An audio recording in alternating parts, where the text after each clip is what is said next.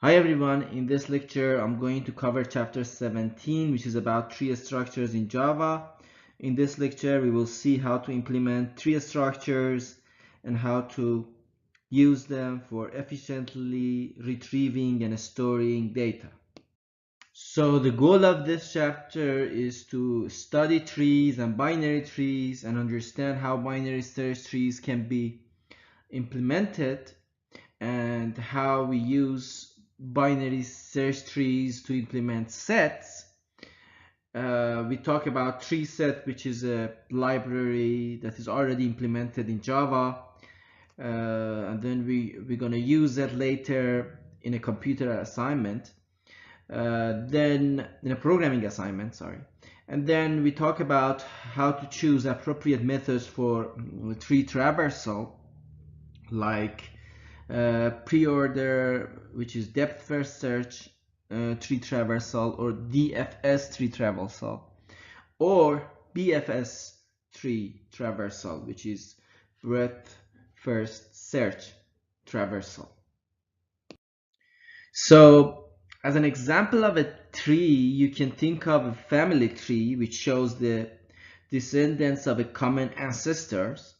So in computer science, a tree is a hierarchical data structure composed of a bunch of nodes, such that each node has a sequence of child nodes, and the root is the node with no parent, and a leaf is a node with no children. So in this family tree, as you see, this would be the root because it has no parent, and these grandchildren are leaves because a leaf is a node with no children. And as you see, every node in this tree has a sequence of child nodes. Here is an example of a family tree. This is British royal family tree. This is the root of the tree, and these are the leaves of the tree. And then, for example, Elizabeth II, as you see, has 4 children. Table 1 is a interesting table because it summarizes all the definitions of terminologies in tree theory. For example, node is defined as the building block of a tree. A tree is composed of linked nodes. Child is defined in the following way. We say each node has, by definition, a sequence of links to other nodes, call it child nodes. And leaf is a node with no child nodes.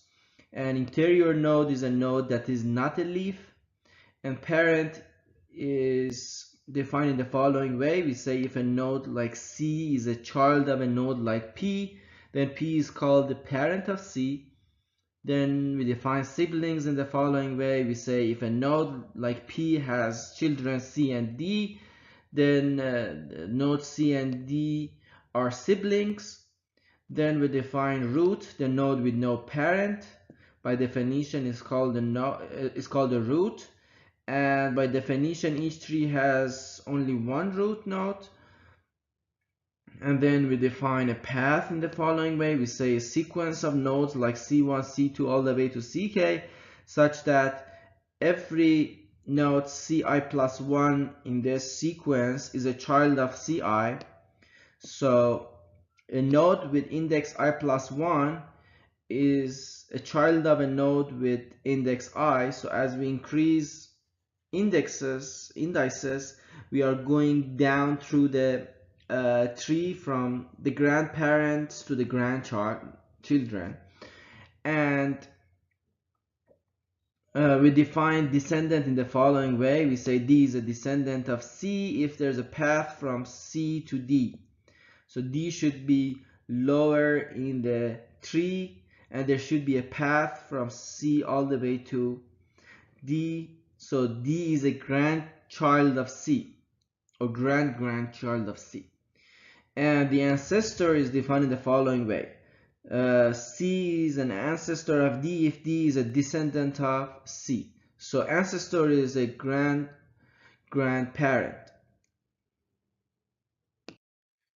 Then we define a subtree. The subtree rooted at node n is a tree formed by taking n as the root node and including all of its descendants in the subtree.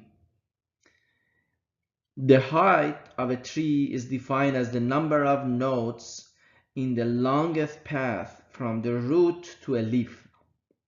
So the longest path from the root to the leaf has h number of nodes, where h is the height of the tree. So let's talk about how we can implement a tree in Java. A tree can be implemented using a class like this, which holds a reference to a root node, private node root. What is node? Node is an inner class inside class tree, which has an object data and has a list of nodes called children, which basically refers to all the children of a node in a list.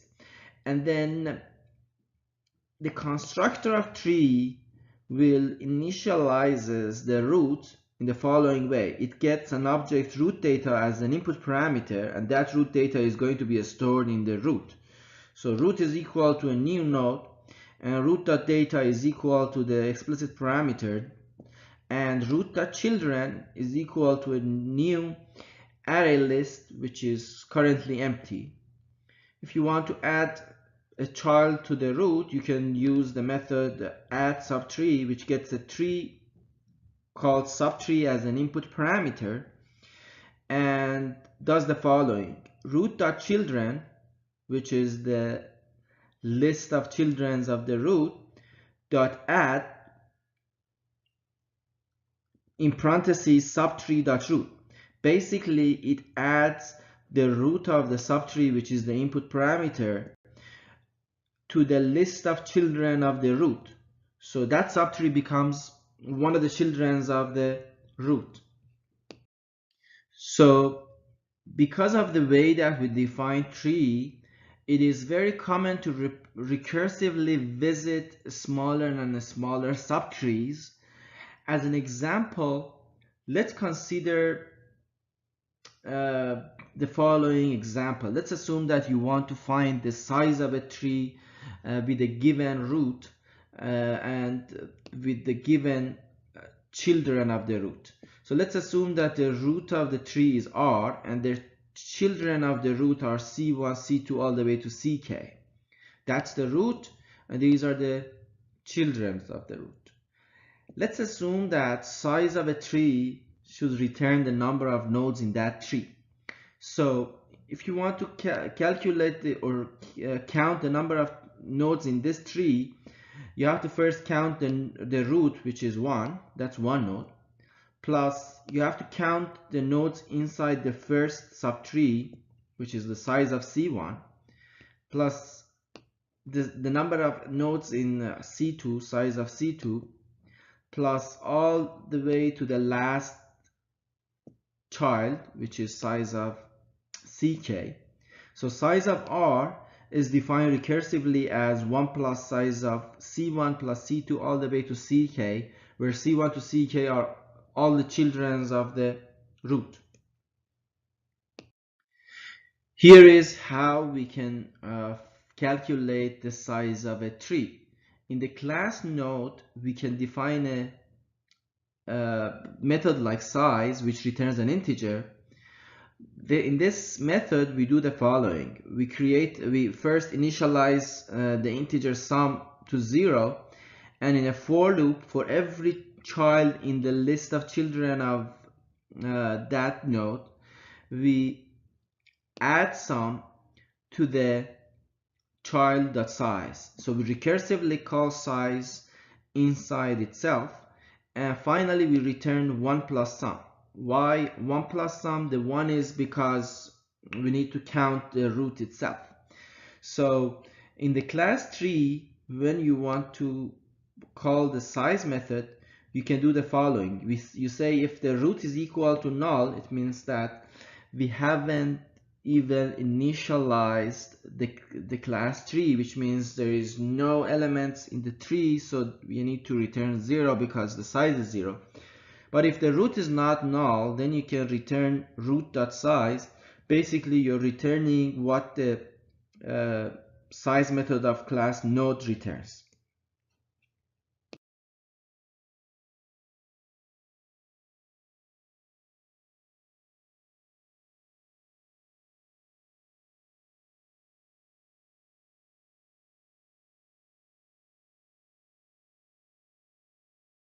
Now that we have defined a tree in a general sense, let's talk about a specific type of trees, which we call them binary trees. In a binary tree, every node has a left and a right child node, which means that every node has at most two children, the left child and the right child. Binary trees are used a lot for modeling different problems. As an example, you can consider decision tree. A decision tree contains questions used to decide among a number of options. So in a decision tree, every non-leaf node contains a question. The left subtree of that node corresponds to a yes answer to that question, and the right subtree corresponds to a no answer to that question. Every node has either two children, which means it's a non-leaf, or no children, which means it's a leaf, which is not a question, it's an answer, yes or no. Here is an example of a decision tree for an animal guessing game. Let's assume that you want to guess the name of an animal. You start with this question: is it a mammal? If it is a mammal, then does it have stripes? If it has stripes, is it a carnivore? If it is a carnivore, then it is a tiger. Otherwise, it's a zebra. If it doesn't have stripes, then it's a pig. And then in the right subtree, you can see different questions with different answers. So always the left subtree corresponds to a yes answer, the right subtree corresponds to a no answer. And all the nodes except the last leaf nodes are questions. The leaf nodes are not questions, they are answers to those questions. Basically, they are the result of the guess. Either it's penguin or ostrich or eagle or pig or zebra or tiger. As another example of binary trees, you can consider expression trees. Basically, an expression tree shows the order of evaluation of an arithmetic expression. Let's assume that you're given this expression, 3 plus 4 times 5. You can represent this expression using an expression tree where the leaves of the expression tree contains these numbers 3, 4, and 5, and the interior nodes contains the operators plus and multiplication. So in this expression, we first need to add 3 and 4, and the result should be multiplied by 5. So as you see, 3 plus 4 is one subtree, 5 is another subtree of the root, and the root is the multiplication operator. Same for the other expression. In the other expression, we have 3 plus 4 times 5. Since multiplication has a higher priority than addition, we have to first multiply 4 by 5. So in this subtree, we have 4 times 5. As you see, the root of this subtree is multiplication. The left child is the left operand of multiplication, which is 4. The right child is the right operand of multiplication, which is 5. And in the root, we have an addition because the last operation we do in this arithmetic expression is addition. So we are adding 3 to the result of the multiplication of 4 and 5. Let's talk about a specific type of binary trees which are called balanced trees. In a balanced binary tree, each subtree has approximately the same number of nodes. What does approximately mean? It means that the height of the left subtree and right subtree of the root are either equal or one is 1 unit taller than the other. It means that the difference between the height of the left subtree and right subtree should not exceed 1. They should either be they should either have the same height, or one should be higher than the other by only 1 unit. So this is an example of a balanced tree. As you see, the left subtree has height 4, the right subtree has height 4, and inside this subtree we have two subtrees. The left subtree has size 3, has height 3, sorry. The right subtree has height 3. In this subtree, the left subtree has height 2, the right subtree has height 1. So the difference between the height of left and right subtree is at most 1. However, this is an unbalanced binary tree. Why? Because the height of the left subtree is 1, the height of the right subtree is 4. So the difference between the height of left and right subtree is 3 in this case. That's why it's not a balanced tree. It's important to know that a binary tree with height h can have up to 2 to the power h minus 1 nodes. For example, in this binary tree with height 4, as you see, every non-leaf node has exactly 2 children, which means it has the maximum number of nodes in it. So it's called a completely filled binary tree of height 4. If you want to count the number of nodes, you can count the number of nodes in each level. In the first level we have only 1 node, in the second level we have 2 nodes, then 4 nodes, finally in the last level we have 8 nodes. So if you add all of these nodes, the answer is 1 plus 2 plus 4 plus 8, which is equal to 15 nodes. And 15 is equal to 2 to the power 4, which was the height of the tree, minus 1. And in a similar way, you can say for a completely filled binary tree, the height is equal to the logarithm of n plus 1 with base 2.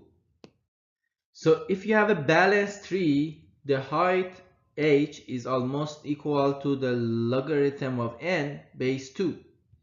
For example, if you have a balanced binary tree with 1000 nodes, the height of that tree should be approximately 10, because 1000 is almost equal to 1024, and 1024 is equal to 2 to the power 10. Basically, the logarithm of 1000 base 2 is around 10. That means the height of this balanced binary tree should be around 10 nodes. The height of a balanced binary tree with 1 million nodes, which means 1000 more nodes than the previous tree that we discussed, should be approximately 20, because 10 to the power 6 is almost equal to 2 to the power 20, and that means the logarithm of a million is around 20, which means that you can find any element in the tree in about 20 steps. Why? Because the tree is 20 nodes high, which means that the depth of every branch is at most 20. So it is not very costly to find an element in that tree, although we have 1 million nodes in it. So when you want to implement a binary tree, you don't need to provide an array list of children for every node, because a node can have at most 2 children. Therefore, the binary tree node should have a reference to the left child and a reference to a right child, and either of these references can be null, which means that a node can have either no children or one children or two children. Now, what is the definition of a leaf? A node with no children. So if a node has both references to the left and right child equal to null, we say that node is a leaf. Here is the implementation of binary tree class in Java. Binary tree represent a tree that is binary, which means it has at most, every node has at most two children. So in the class binary tree, we have a reference to the root, private node root, and a default constructor binary tree, which basically sets root equal to null, which creates an empty tree, and another constructor binary tree which gets an object root data, a binary tree left and a binary tree right as an input parameter, and it basically creates a root by this assignment. Root is equal to new node, and set the data of the root equal to the first input parameter root data, sets the left child of the root equal to left.root, and sets the right child of root to right.root, where left and right are the input parameters of the constructor. Then the class node has to be defined in the following way. All you need to have is the data. It needs to keep the data of the node. It needs to keep a reference to the left child and a reference to the right child or right subtree. It doesn't need to keep an array list of children, despite what we had in the implementation of a normal tree, because in binary tree you can have at most two children, so you don't need to create to keep an array list of children. All you need to do is you need to keep two references to the left and right child.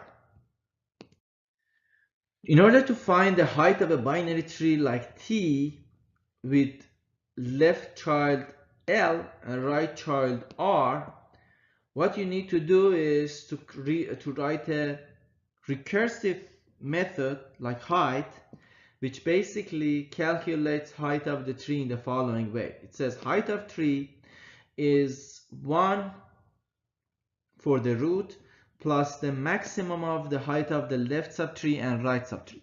So let's assume that right subtree is a bit higher than the left subtree, so the height of R is greater than the height of L.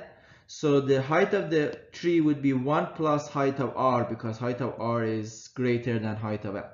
So the recursive formula would be this: height of T is 1 plus the maximum value of height of L and height of R, where L and R are the left and right subtree of the binary tree T.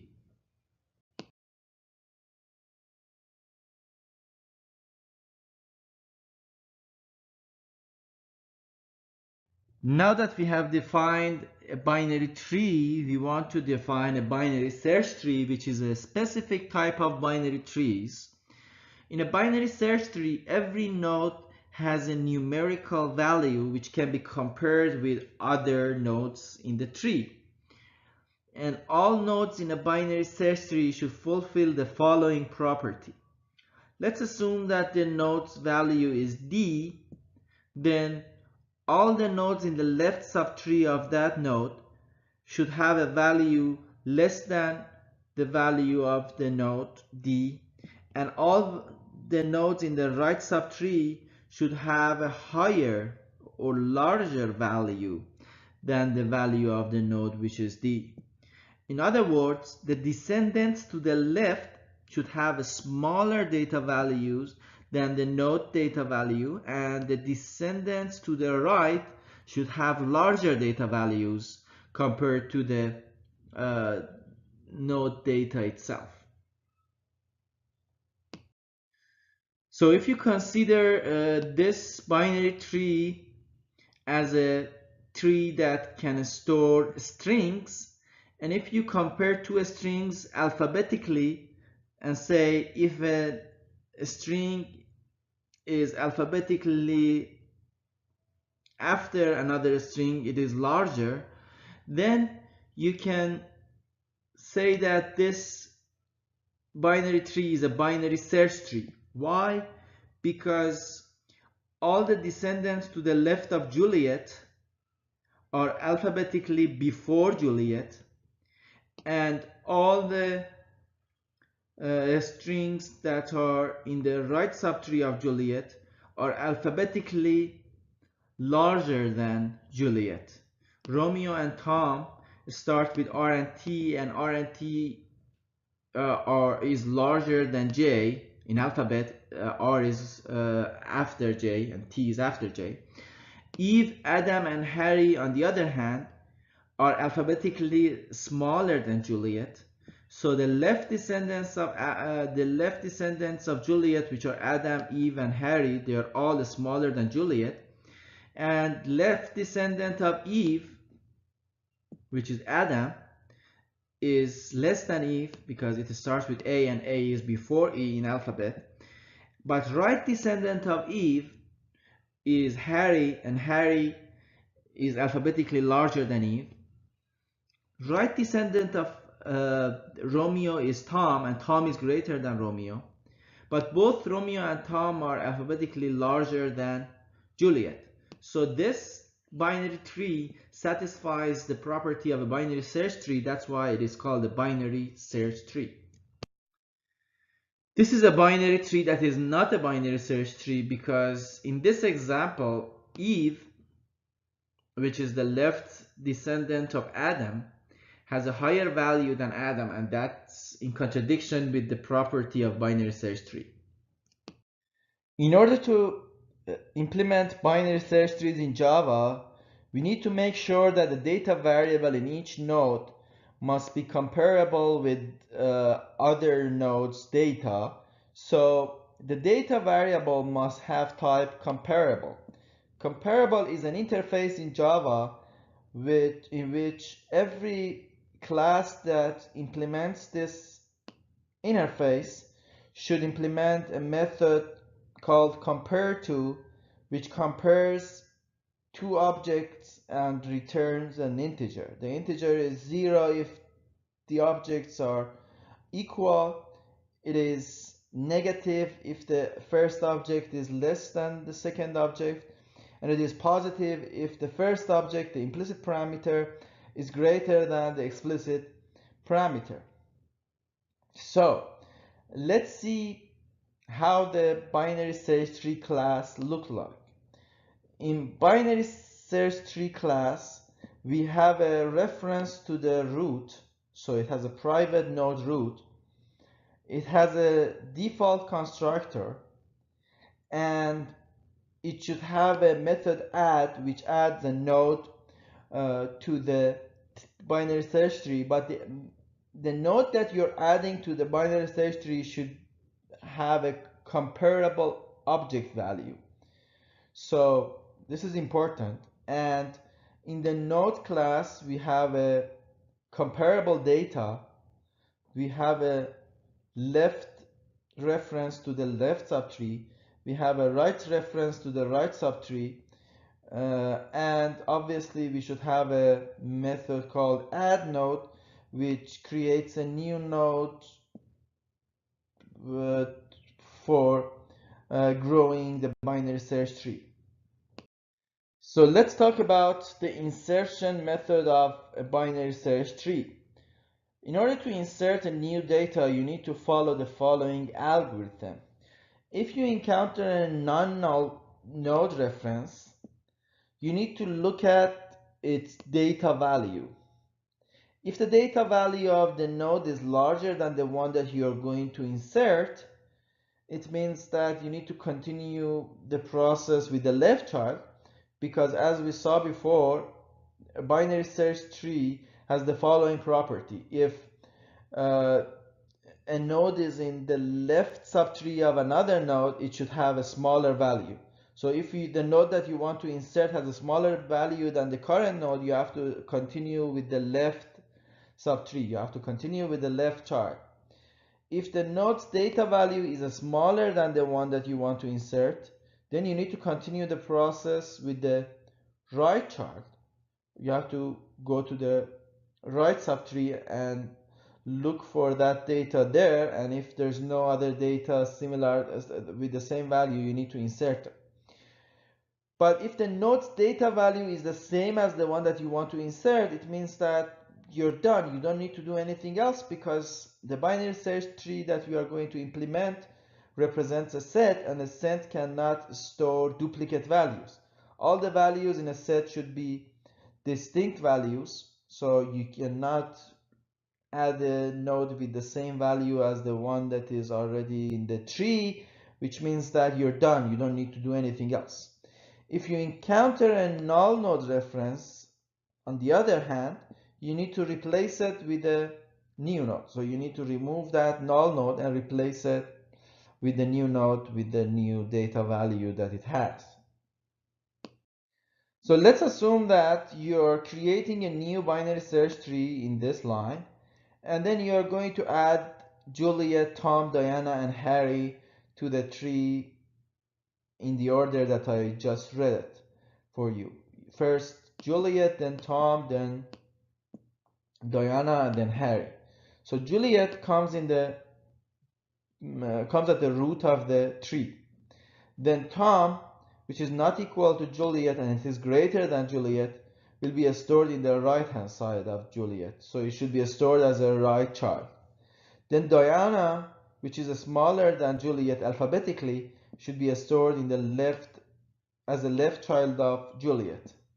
Then Harry, which is smaller than Juliet, should be stored in the left subtree, but since it is greater than Diana, it should be stored in the right subtree of Diana. And finally, Romeo should be stored in the left subtree of right subtree of Juliet. So Romeo is greater than Juliet, so it should be stored in the subtree with roots Tom. And after you comparing Romeo with Tom, since Romeo is alphabetically smaller, it should be stored in the left hand side, or in the as the left child of Tom. So here is the add method in the binary search tree.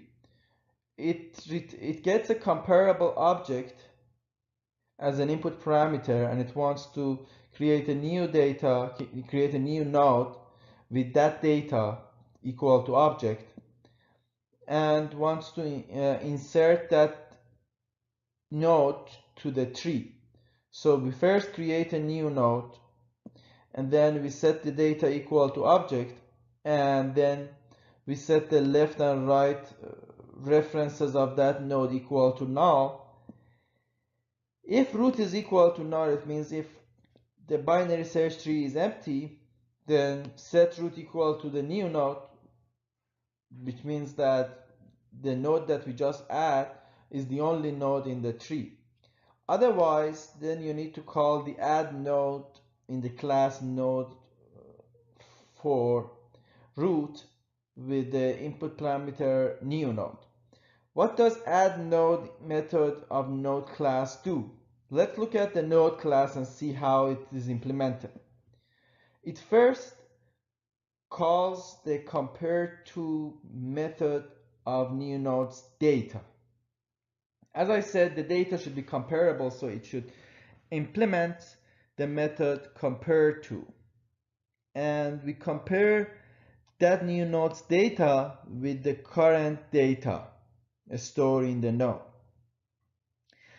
If the return value of compare to is negative, it means that the data that we want to insert is smaller than the current node, so we need to look at the left subtree. If the left is null, then left is equal to the new node.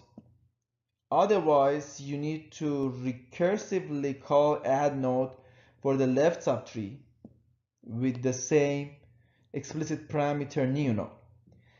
If the return value of compare to is positive, it means that the data that you want to insert is greater than the data that is already in the tree.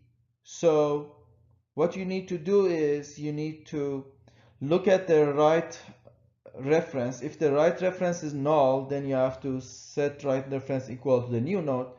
Otherwise, you have to call the add method or add node method for the right reference and use the new node, which is the same node that you wanted to insert, as an explicit parameter of that method.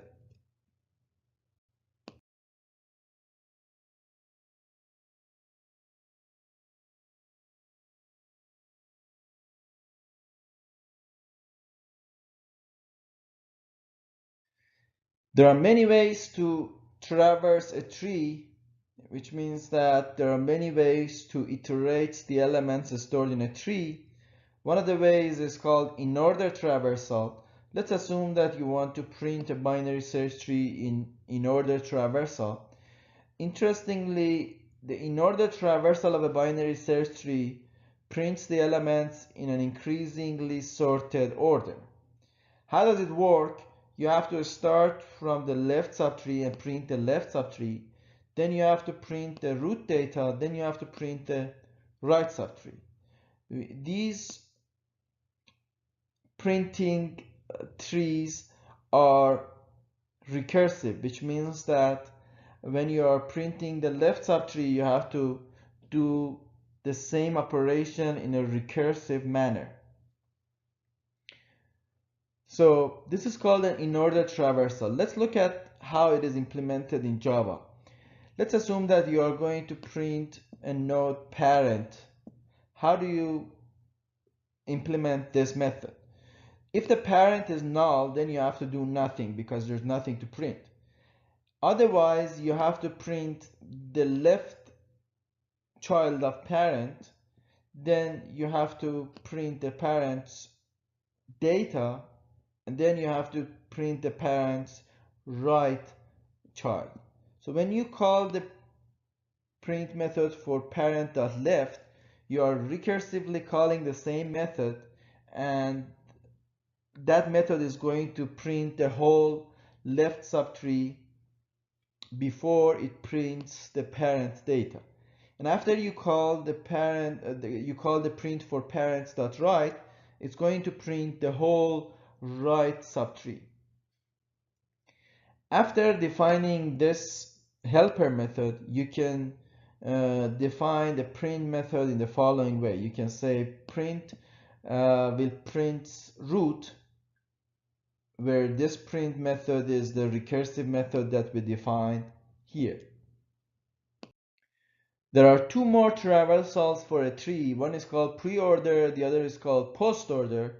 In the preorder traversal, we first need to visit the root and then the left subtree and then the right subtree.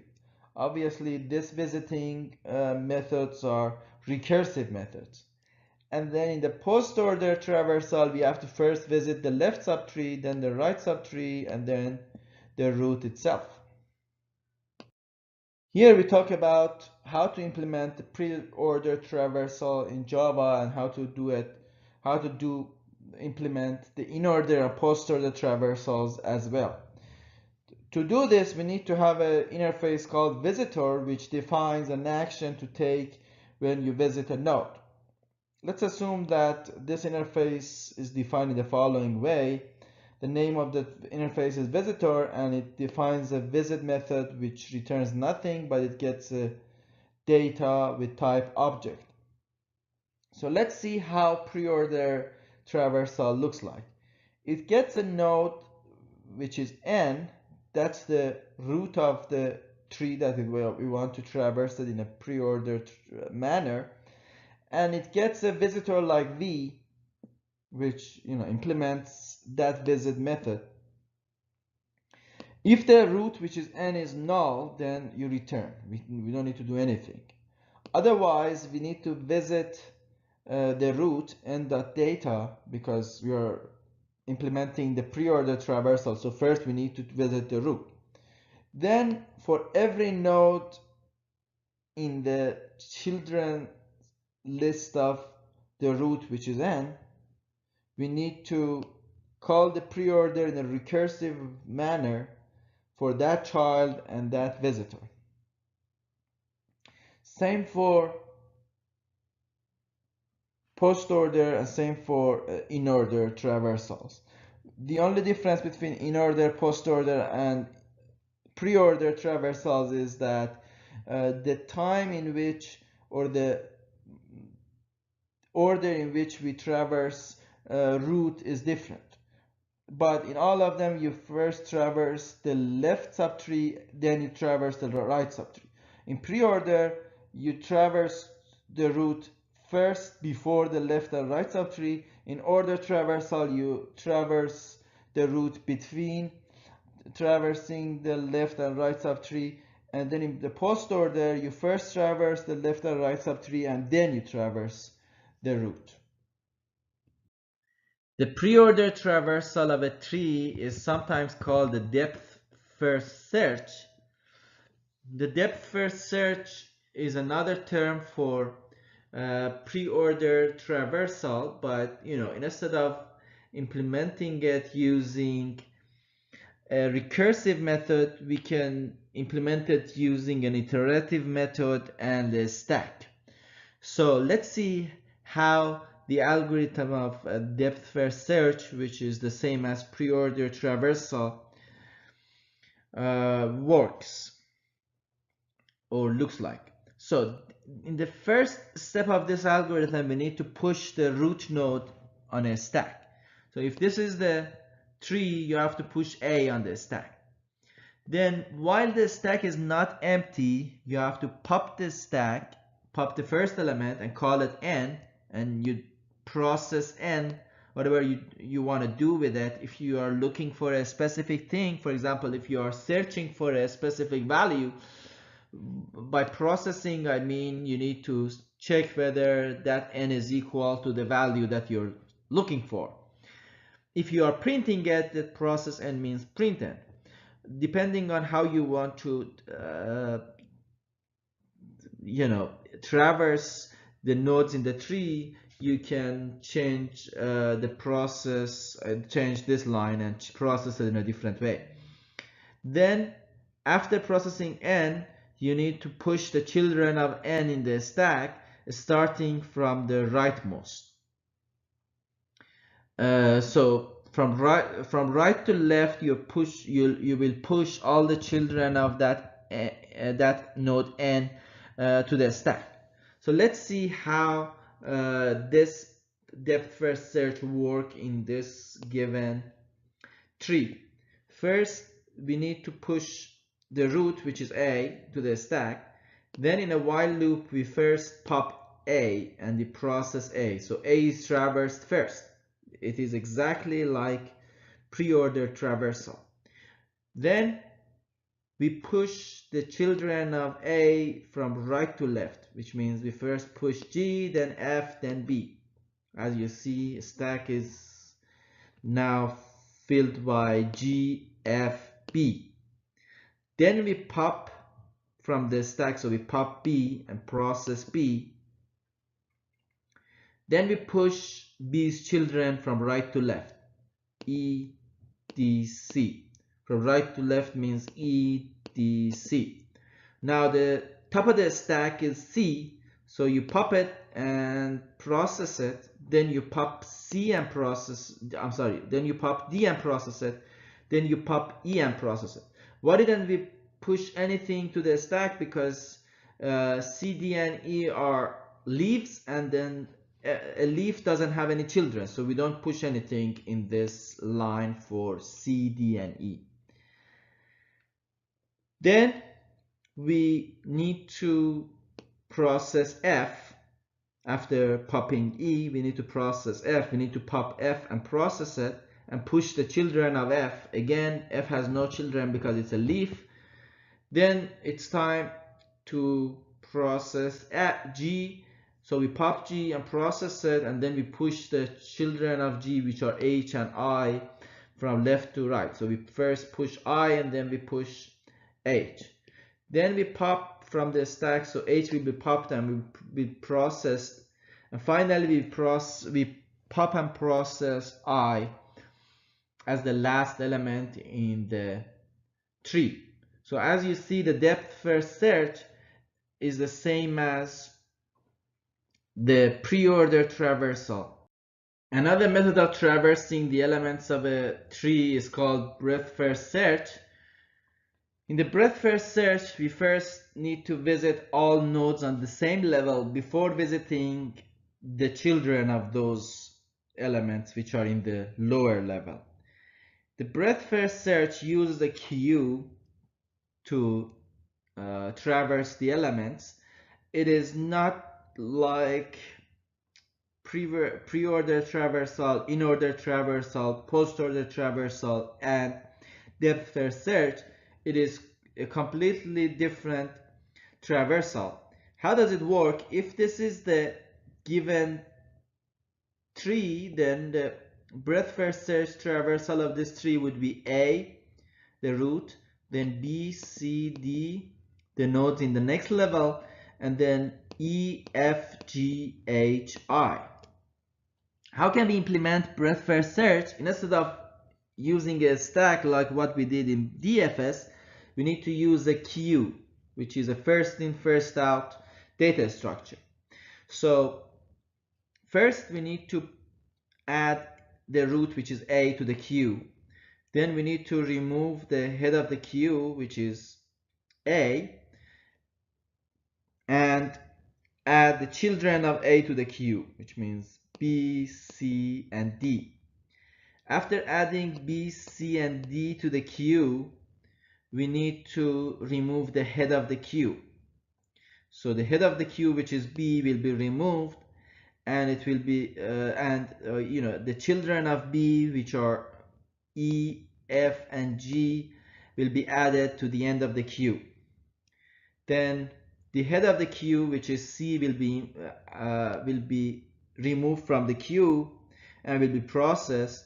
Since C is the leaf, no children it has, and since it has no children, nothing will be added to the queue. Then we remove and process D from the queue, but since D has two children, their children, which are H and I, should be added to the queue. So H and I will go to the end of the queue. Then E will be processed, which is the head of the queue, and no children will be added because it is a leaf. Then F will be dequeued, F will be removed from the queue and processed. Then G will be processed, then H will be processed, and finally I will be processed. So as you see, the breadth-first search traverses the nodes of a tree unlike any other traversal that we have seen: preorder, postorder, and inorder. So here you can see a breadth-first search implementation in Java that uses a linked list as a queue. As I said, at each iteration of a while loop, we first remove an element from the queue, and then we add the children of that element to the queue, and we do this until we reach an empty queue. So in order to use tree in a Java program, you don't need to create your own tree. In Java collection library, there's a class called TreeSet, which gets the type of the data that you want to store in it, in this case a string.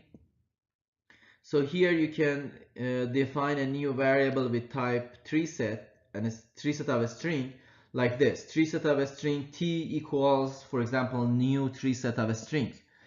And you can define an iterator for it. So that TreeSet has a method called iterator, which creates and returns an iterator over the TreeSet, and you can simply call iterator.next to get the next element of that TreeSet. Basically, when you create an iterator like this for the TreeSet, that iterator will run a breadth-first search over the tree and returns the elements in the same order that BFS or breadth-first search returns.